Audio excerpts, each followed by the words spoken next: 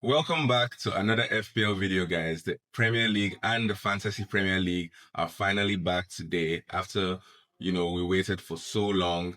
Today we're going to finally find out whether all the tinkering we've been doing for the past month since the game launched is going to finally pay off. We're going to see Salah captaincy in action. We're going to see, different captaincy options over the weekend and just, the joy of the game is back essentially. So I just want to use this, opportunity to thank all the subscribers. Before I started this channel a year and a half ago, I didn't really expect, to be at this point where I am at the moment. But thank you for everyone that keeps liking and subscribing, sharing the videos. I'm going to continue to do my best to help you win those mini leagues, provide as many useful tips and information about the game and, subsequent game weeks, the cheap strategies and all of that to help you win and dominate your various mini leagues. So in today's FPL video, we're going to essentially be talking about a couple of the new features that they added to the game, and we will also look at my game week 1 team selection in this video. Welcome again, guys. So let's just take a look at the new features and a couple of rules that, were introduced when the game launched. The first one we're going to be looking at are the defensive points boost. So as we all know, a couple of us have, from time to time complained about the fact that defenders usually don't get more than clean sheet points, or, except for when they score or give assists in the game. So FPL has introduced, defensive points boost. So, when a defender gets 10 plus, maybe he gets clearances, blocks, interceptions, tackles in a match, they get 2 plus, 2 points added to their tally in the game. While for midfielders, once they get 12 either clearances or blocks, interceptions, tackles, they get 2 plus points added to their current, like their total point tally in the game. So that's for the defensive points boost aspect of what they added to the game.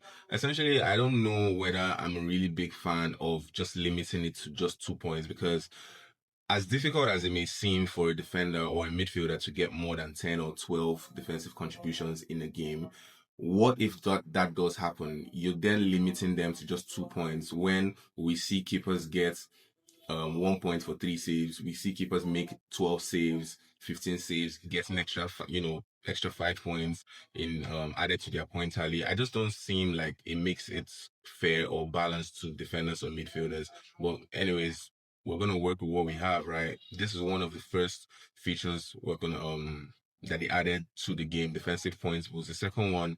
They have introduced double chips, right? So what is it about? We usually had the wild card, free hits, the triple captain, the bench boost, which, as we all know, FPL managers, we get one triple captain per season, one free hit per season, one bench boost, and 2 wild cards in the first half and the second half of the season. So now they have introduced double chips where we get the first set of the 4 chips in the first half of the season, and we get another set in the second half of the season, which starts from game week 20 and runs through to game week 38, right? So you're gonna have from game week 1 to 19 to use the first 4, and then from game week 20 to game week 38 you have another set, that you can use to navigate and help you gain more points in your team, right? Then they've also tried to simplify the assists, right? So the assists will be awarded if the goal scorer gets the ball in the penalty area with less than one defensive touch, right? No assist will be given, obviously, if more than 2 defensive touches were made before the ball gets to the intended attacker that puts the ball in the back of the net. And then handballs that were won, penalties, free kicks also earn assist points, as we all know, right? And then they're also going to introduce some AFCON.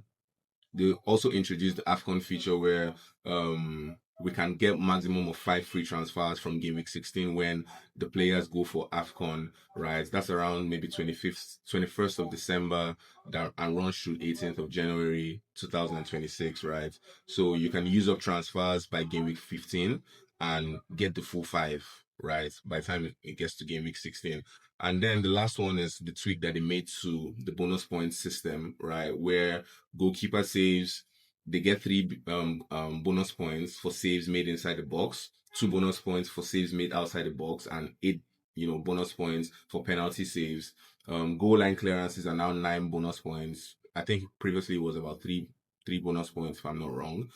Penalty goals increased now to 12 bonus points for all positions. That's defense, midfield, attack, possibly even a goalkeeper. And then tackles, two bonus points per tackle. And then, we also see situations where the bonus points, equal bonus points, are tied for players, right? So these are all the new rules and features that have been introduced so far since the game launched. And I think they all have their upsides and their downsides.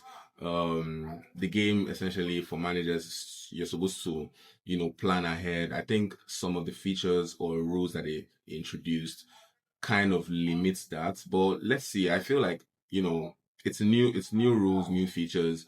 There are also bound to be upsides. So we're going to look at how those upsides affect the game as the season progresses. So now we're just going to dive right into what my game week one team selection is looking like. And in goal for my game week one team selection, I'm going to be starting with Matt Sells of Nottingham Forest. He's hosting Brentford in their first game. We saw in preseason Nottingham Forest were on some kind of defensive form. They kept about 4 clean sheets. Although they weren't scoring a lot of goals, but their defense that looked solid, really solid last year, looks to be pushing the same way going into the new season. So I'm gonna have Sales. Sales also, won the Golden Gloves last season. Really, really great keeper when it comes to reflexes, PK saves, racking up those points for saves made during games. So I think he's a really essential have going into my game week one. In defense, I'm going with Van der Ven, Diouf, Konate and Konsa as my starting four. I'm going with a 4-4-2 formation for my game week one team.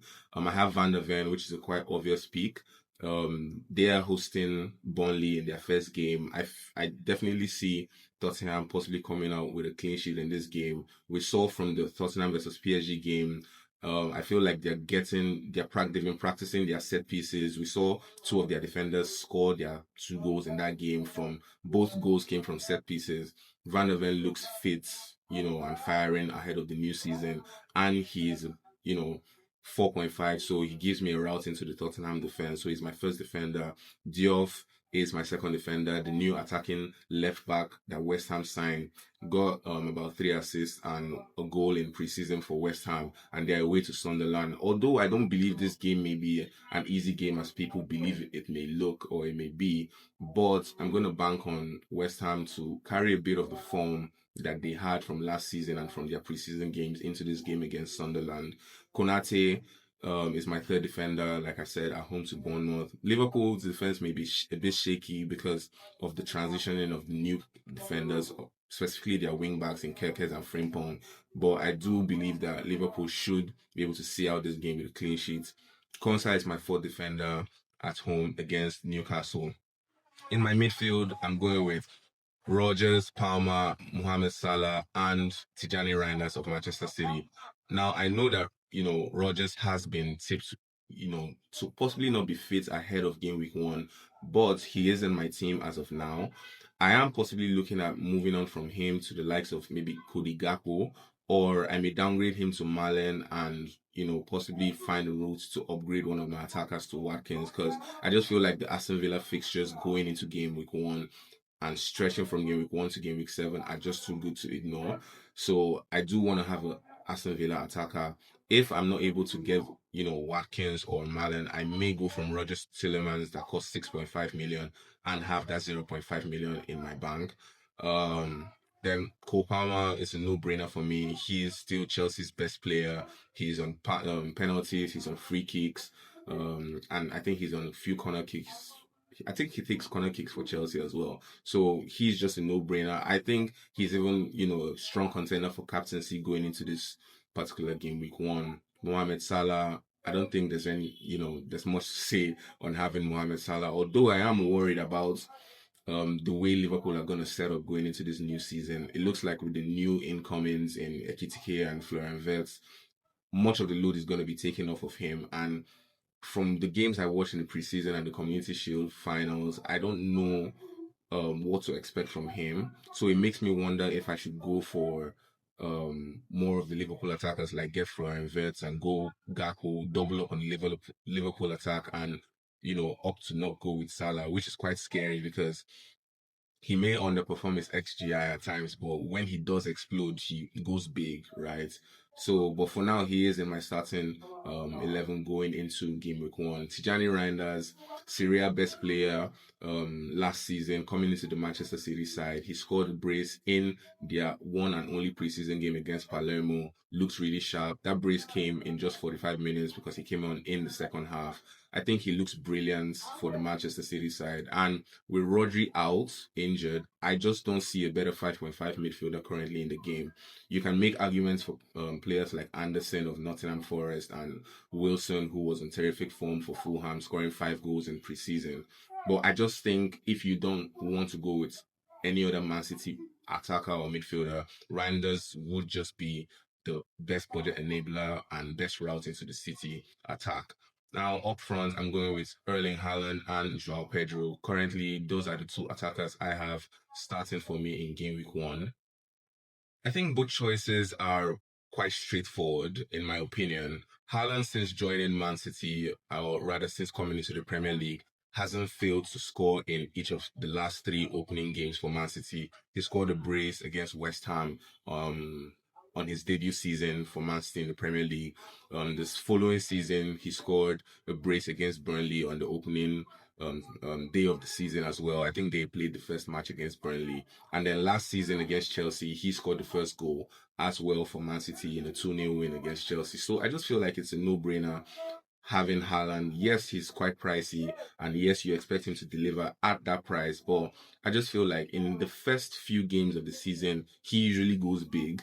In his first debut season in the Premier League, I think he had scored 10 goals in over 6 games.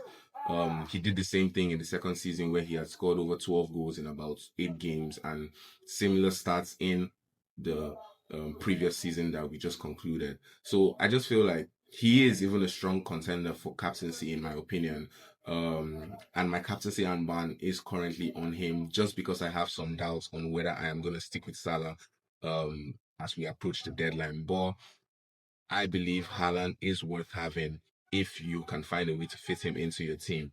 João Pedro is going to be my second attacker. He is currently the highest owned player in the game, and he has looked brilliant every time he has started or come off the bench for Chelsea. He has 5 goals in 5 games currently played for Chelsea in all competitions, and he just looks to add a certain dynamism to their attack that they seem to have lacked in, a couple of previous seasons. So he's going to be my second attacker.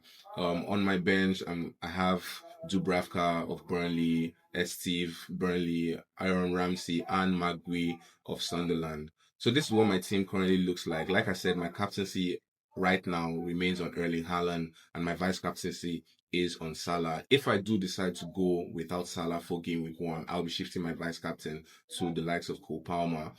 And I would most likely find a way to get Watkins if I do go away from Salah. So I would be upgrading my third attacker to Watkins. I'm probably getting double Liverpool attack just to kind of balance and, mediate whatever attacking output Salah does get ahead of their game against Bournemouth today. So yeah, this is what my team looks like. Like I said, I think a lot of managers are overlooking Arsenal because of the couple of tough games that they have in the first 5-6 fixtures. But yeah, I think Arsenal, with the defense that we've seen that they have, could actually come out with a couple of clean sheets and a couple of attacking returns for some of their assets in that game. So I may also be looking at maybe an Arsenal defensive asset or Declan Rice just for the defensive points that he's going to get and the possible, attacking returns that he may get in a couple of games, tough games that they have in that run of fixtures. So this is my team for game week 1. This is my team selection. If you enjoyed this video, please like, subscribe, share to friends. The target for this video is to hit about 1,000 views. We're looking to see if we can hit 10,000 subscribers before the season ends. And I know with your support, we can achieve this landmark, this milestone. So thank you guys for watching this video, and see you in the next FPL video.